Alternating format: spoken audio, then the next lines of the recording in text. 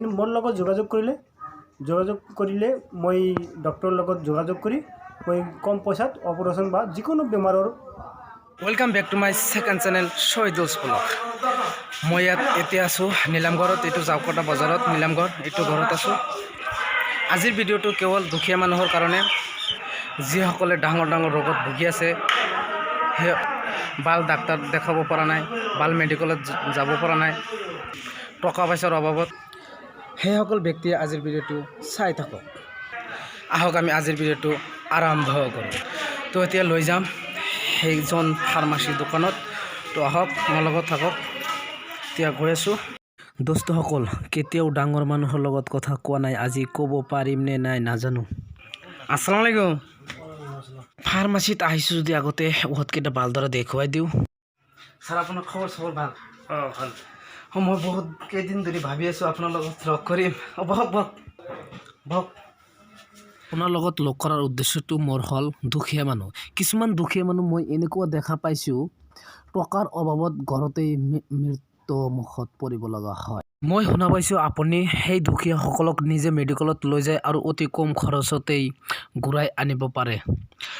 অকল এতিয়া ছাৰৰ পৰাই শুনিম কথাবোৰ সঁচা নে মিছা। আহক ছাৰৰ লগত কথা পাতো, তেখেতে কেনেদৰে কাম কৰিব পাৰে। আপুনি কেনেদৰে কাম কৰিব পাৰে? শুনিছোঁ আপুনি সৰু সুৰা কাটা চিঙা কাম নিজেই কৰিব পাৰে, এইটো কথা সঁচানে? নিশ্চয় 100% ৰাইট। এই টিউমাৰ অপাৰেশ্যনৰ ব্যৱস্থা মই নিজে কৰিব পাৰোঁ। আৰু যিটো তাৰমানে জটিল কেছ, মোৰ ডাঙৰ দাদা GMCৰ পৰা MD লৈছে, তেখেতে গোৱালপাৰা চিভিল হস্পিটেলত কাম কৰে আৰু তাতে তেখেতৰ পোষ্ট হৈছে। যিবিলাক এই গুৰুতৰ তাতে মই ৰেফাৰ কৰোঁ। আৰু কোনোবা ব্যক্তিয়ে যদি গলব্লাডাৰ ষ্ট'ন, এপেণ্ডিক্স বা অন্যান্য চাৰ্জাৰী কাম কৰিব লাগে, তেখেতে মোৰ লগত যোগাযোগ কৰিব। মই তেখেতৰ সৈতে কম খৰচত, কম পইচাত মই অপাৰেশ্যন কৰি আনি দিব পাৰিম। আপোনাক কেনেকৈ যোগাযোগ কৰিব? এই মোৰ নম্বৰটো আছে, মোৰ নম্বৰটো লিখি লিখক 8638192131। এই মোৰ লগত যোগাযোগ কৰিলে মই ডক্টৰৰ লগত যোগাযোগ কৰি মই কম পইচাত অপাৰেশ্যন বা যিকোনো বেমাৰৰ নিজেই পৰামৰ্শ কৰি চিকিৎসা কৰিব পাৰিম। আপুনি যে ফাৰ্মাচী কৰি আছে, কিমান দিন হ'ল? মই ফাৰ্মাচী কৰাৰ অভিজ্ঞতা মোৰ আজি প্ৰায় 10-11 বছৰমান হৈছে। ছাৰ, আপুনি ডাক্তৰী কাম কেনেকৈ শিকিলে আৰু আপোনাৰ গুৰু আছেনে? আছে যদি কোন? মই প্ৰথমতে যিকোনো কাম এটা কৰিবলৈ হ'লে উস্তাদ লাগে। মই প্ৰথমতে ডেকাচাং বজাৰৰ এই ডক্টৰ কামালুদ্দিন আহমেদ চাহাবৰ পৰা প্ৰাইমেৰী জ্ঞানখিনি লৈছিলোঁ। তাৰপিছত মোৰ ডাঙৰ দাদা ৰেজা সুফিউৰ ৰহমান বৰ্তমান চিভিল হস্পিটেলত চাকৰি কৰি আছে। বাকীখিনি কাম মই তেখেতৰ পৰামৰ্শ অনুযায়ী কৰি আছোঁ। আৰু পৰামৰ্শ অনুযায়ী কৰাৰ কাৰণে বহুতো ৰোগীও আৰোগ্য পাই আছে আৰু পেচেণ্টৰ দিনে দিনে মোৰ প্ৰতি আগ্ৰহী হৈ আছে। অকল ছাৰে আপোনালোকক ভালদৰে বুজাই দিলে। মই আৰু কি ক'ম এতিয়া। আচলতে যদি আপোনালোকৰ কোনো ডাঙৰ অপাৰেশ্যন বা কোনো যেনেকুৱা ডাঙৰ বেমাৰ হওক, যদি হয়, আপোনালোকে যিটো নাম্বাৰ ছাৰে দিছে সেইটো নাম্বাৰত যোগাযোগ কৰিব, মোৰ লগতো যোগাযোগ কৰিব পাৰিব।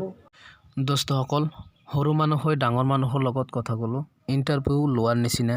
ইয়াৰ মাজত যদি কোনো ধৰণৰ ভুল ত্ৰুটি হৈ থাকে মোক ক্ষমা কৰি দিব।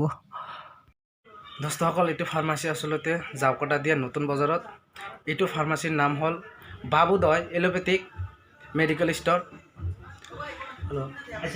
ফাৰ্মাচী যিজনে চলায় তেখেতৰ নাম হ'ল ৰফিকুল ইছলাম। মই আকৌ কৈছোঁ, সৰু সুৰা কাটা চিৰা কাম তেখেতে ভালদৰেই কৰিব পাৰে। যদি আপোনালোকৰ তেনেকুৱা সৰু সুৰা কাম আছে, আপোনালোকে ভাবি আছে সৰু সুৰা কাম আৰু কি?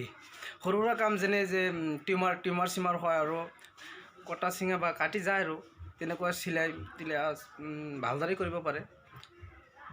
আৰু ডাঙৰ কেছ হ'লেতো আগতে কৈ দিছে ছাৰ আছে, ডাঙৰ ডাক্তৰৰ লগত লিংক আছে। আৰু এটা কথা কৈ দিছোঁ, ডাক্তৰজন আচলতে যিজন ডাঙৰ ডাক্তৰ তেখেতৰ দাদাই হয়। আৰু তেখেতেও যদি কিবা কাৰণত নোৱাৰে, তাৰ লগত আৰু ডাঙৰ ডাক্তৰ আছে, সেইসকলে কৰি দিব। যিজনে এনেকুৱা সহায় কৰিব বুলি কৈ আছে তেখেতৰ কাৰণে সদায় দোৱা কৰিব যাতে এনেকৈ বাকী দিনকেইটা মানুহক সহায় কৰি যাব পাৰে